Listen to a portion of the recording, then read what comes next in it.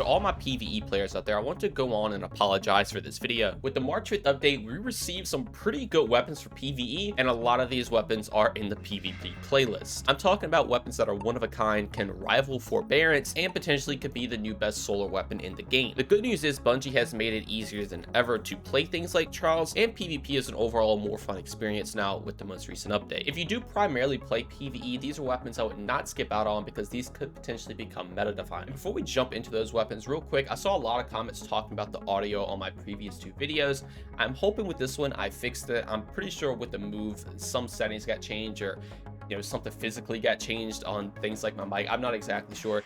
Audio problems are just the absolute worst, but I've been tinkering around trying to fix things, so just let me know if it's too low. I know the music was sounding a little louder, and also let me know if it's too loud. So I'm trying to figure everything out as we go, but it hopefully should be better for this video, but we'll see. Again, just let me know, and thank you all for the constructive criticism, and I just hope things are better for this one. All right, starting off with the first weapon, we're going to have the Prophet. This is going to be a 120 round per minute aggressive frame stasis scout rifle. This is going to be your Tex Mechanica style scout rifle, so it does have Tex balance stock, which actually recently did get a buff, and you are also going to get this weapon from Trials. As you can see here from the perk pool, it has Discord, Enlightened Action, Demolitionist, Keep Away, Hipfire, Grip, Outlaw, Rapid Hit, and then the second column, Cascade Point, Explosive Payload, Golden Tricorn, Headstone, Offhand Strike, Kill Clip, and Precision Instrument. So right off the back for PvE, there is a ton of good perks. So you have things like Enlightened Action, which is good for getting your reload speed up, Demolitionist to get your grenade energy back, Outlaw, Rapid Hit, these are also very good at getting your reload speed up. And then in the second column, we do have Explosive Payload, one of the best perks in the game.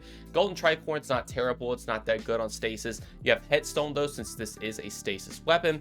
You also have Kill Clip and even Precision Instrument. All of these are very, very solid PvE perks. You really can't go wrong with any of these two combined. Enlightened Action, Explosive Payload, more reload speed, more damage, always nice. Enlightened Action, Kill Clip to reload the kill clip faster, Outlaw Kill Clip, Rapid Hit Kill Clip, anything like this is going to work out, and it's going to be a very solid scout rifle. But that's not the main reason of why this gun is so good. If you watch my prophecy video, I mentioned how I was upset that the new stasis hand cannon could not get demo and headstone, and unfortunately they put both those perks in the same column, and there really isn't any precision based weapon that can roll with that. Yes, we do have things like Horror Story that can actually roll with it, and even Unending Tempest.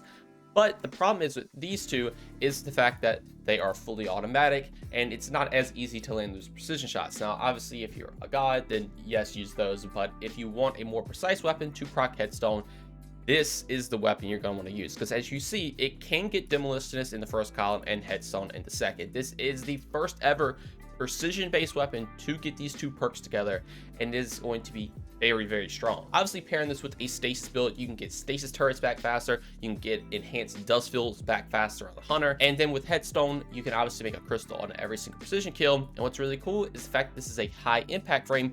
This could potentially have the chance to break the crystal on its own without having to take Whisper of Rending, which can open up another fragment slot. And Headstone is very strong for ad clear if you do build into it with things like Whisper of Fissures, and this combination together is just going to be crazy good. What's also really cool is that you can build into the Tex balance stock, and if you get a hipfire shot, you're going to get more reload speed, more handling, which is very nice. You can then take something like Flare Magwell, you're going to be at 84 reload speed, or reload mass work, you're at 94 reload right now. Now, even if you want to take something like Arrowhead Break to get some more handling in that recoil direction up, as you can see, this is a very stat heavy focus weapon with two of the best perks in the game if you are playing into a stasis grenade build. And this is something I desperately want to farm for, because like I said, this is one of a kind, and there really isn't any other gun in the game precision based that can do this. You can also plop on a minor spec, and you're going to be good to go just with an ad clear machine. It's also nice to note that this is one of the coolest legendaries in the game. It feels like DMT, so you're basically holding an exotic while you're using it, but it doesn't take an exotic slot,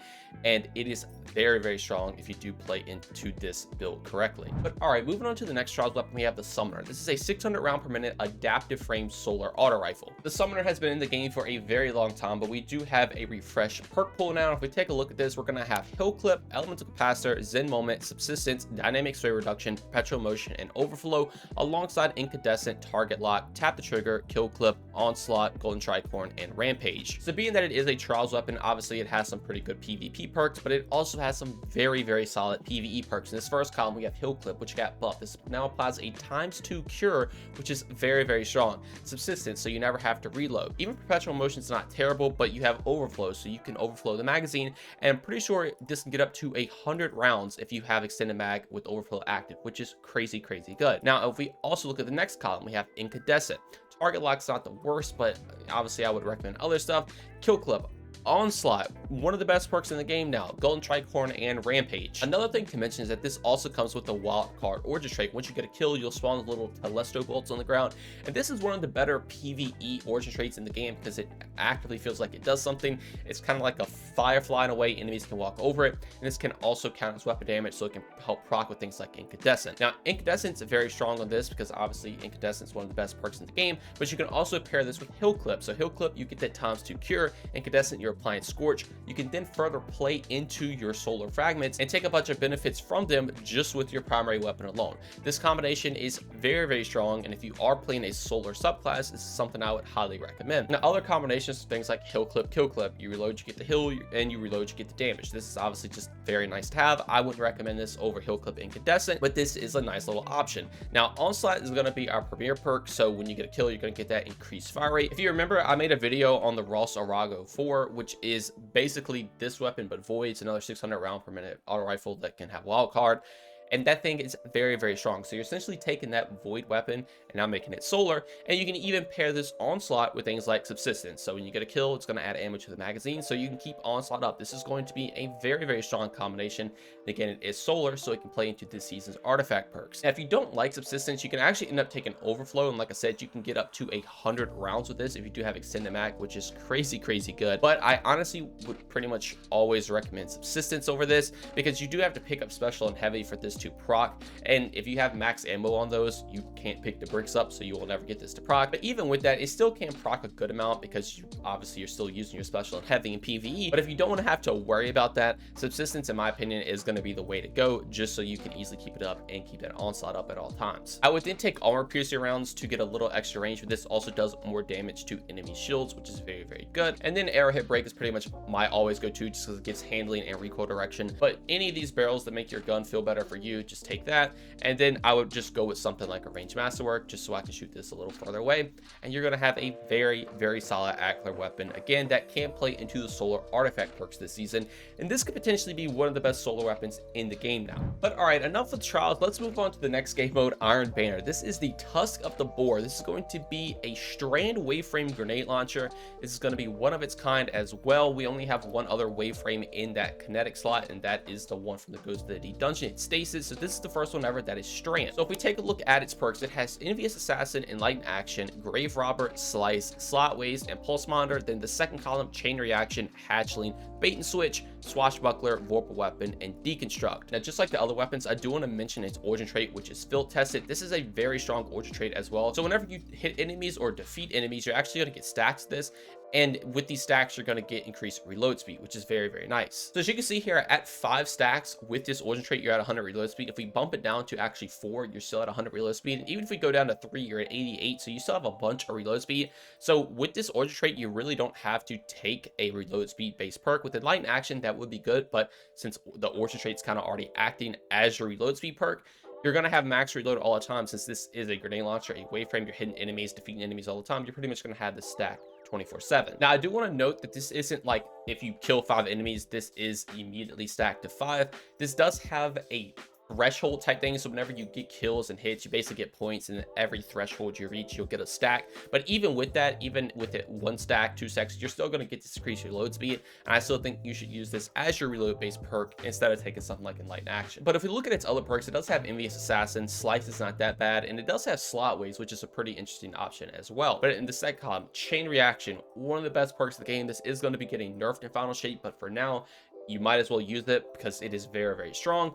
Hatchling's also not bad. It's kind of an ad clear weapon anyway, so if you can just pick a ton of threatlings, that could be pretty fun. Bait and Switch, I really wouldn't recommend this, but it is a pretty big damage increase, but you're not really using this for DPS. This can already kill lower tier enemies, which you're normally using this for anyway without Bait and Switch, so you don't really need that. And again, kind of like Vorpal, you're not really using this for DPS, but it is there if, you know, it ever becomes a situation where wave frames become very solid for DPS. So in this first column, without a doubt, we're going to be taking Envious Assassin, because once you get this stacked up, you're going to be able to get 2 in the magazine, which is very, very strong. Forbearance has Ambitious Assassin, which I would argue is a little bit better, because if you get kills with that gun, you reload it, you'll get 2 in the magazine. But if you get kills with your other gun, you're going to load 2 in the magazine, and it also auto reloads your gun if you get kills with another gun as well. The only problem I see with Envious Assassin is honestly the fact that you're only using this for ad clear, so it's not like you're going to be proccing this 24/7.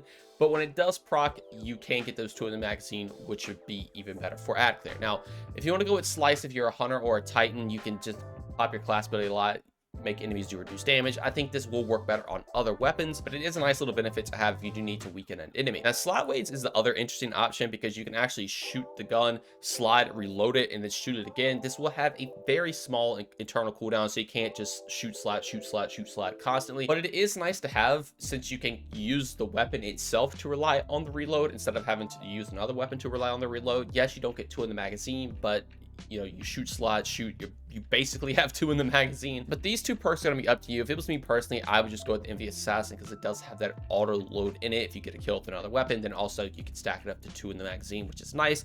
And then, like I was saying, Chain Reaction is just by far going to be the best perk to go for in this column, because it is very, very strong for ad clear.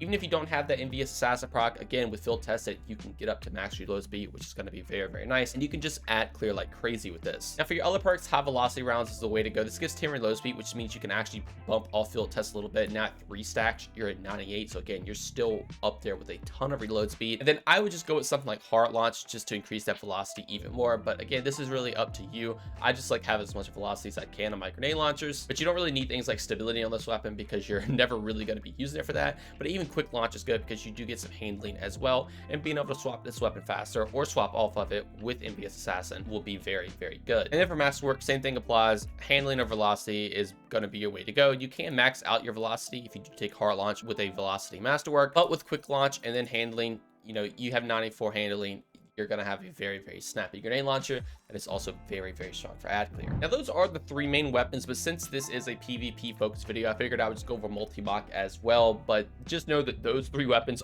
are the ones I would highly recommend farming for. But the Multimach is going to be a 900 round per minute lightweight frame SMG. Now, this is going to come with the perk pool Attrition Orbs, Dynamic Sway Reduction, Iron Gaze, Rangefinder, Moving Target, Under Over, alongside Frenzy, Iron Reach, Kill Clip, Kinetic Tremors, Tap the Trigger, and Target Lock. Now, again, to mention, this does have field tested, which inherently is just a nice reload speed bump if you are use this in PvE. But in this first column, we really don't have anything for PvE. Under Over is going to be one of your better options, just because you do more damage to shields. I don't know if I would recommend this at all, but you also have Attrition Orbs. You can make orbs, maybe something like Attrition Orbs, and then pairing that with Kinetic Tremors, so getting consecutive hits will make an orb, alongside also proccing Kinetic Tremors to do more damage. You maybe could use this in something like a GM, but in reality, most of the time, you're not really using a SMG in a GM. Now, other perks, Kill Clip and Frenzy, are really your only 2 options. And as you can see here, this thing's really just not that good for PvE. There are way, way better SMGs, namely something like the Adjudicator from Prophecy. That thing has some crazy rolls. But if you do get something like Attrition Orbs and Kinetic Tremors to drop while you farm the grenade launcher, I mean, maybe test it out. Maybe, you know, Under Over, Kinetic Tremors, it could be fun, because Under Over will do more damage to barrier champion shields as well. So this could potentially be cooking something. I don't think it's going to do anything crazy, but for sure, the other weapons, the Prophet, the Summoner, and Tusk of the Boar, are the 3 you want to heavily look out for. But all right, that is going to do it all for me. Let me know what you think about these weapons in the comments below. I know I am for sure going to be farming for all 3 of these. The Prophet is number 1 on my list, with Tusk of the Boar coming in second. And then I'm going to be looking out for a good Summoner. I don't know if I'm going to try to hard farm it like the other 2, but if I get one to drop, I'm definitely going to give it a shot, because it is very, very strong. And if it's anything like that Raw Sarago, I'm going to fall in love with it. Anyways, though, I wish you all the best of luck on farming for these weapons for yourself. Thank you all so much for watching, and have a great day. Peace.